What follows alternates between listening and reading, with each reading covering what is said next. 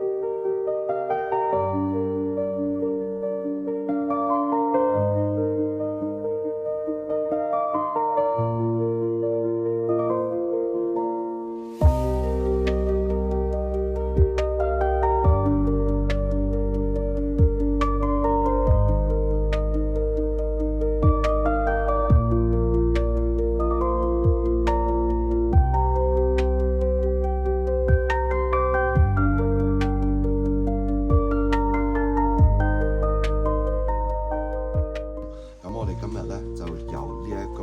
係啦，拍檔一哥請嘅藥師佛，我哋而家就將佢咧永遠咁樣供咗喺呢一個楚步子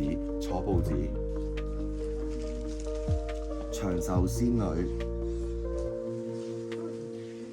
隔離嘅財神多聞天王。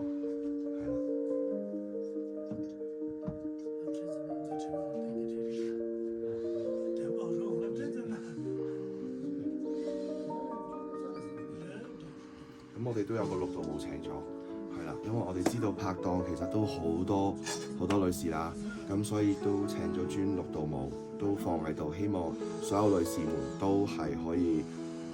如願以償，係啦，順順利利，多謝你。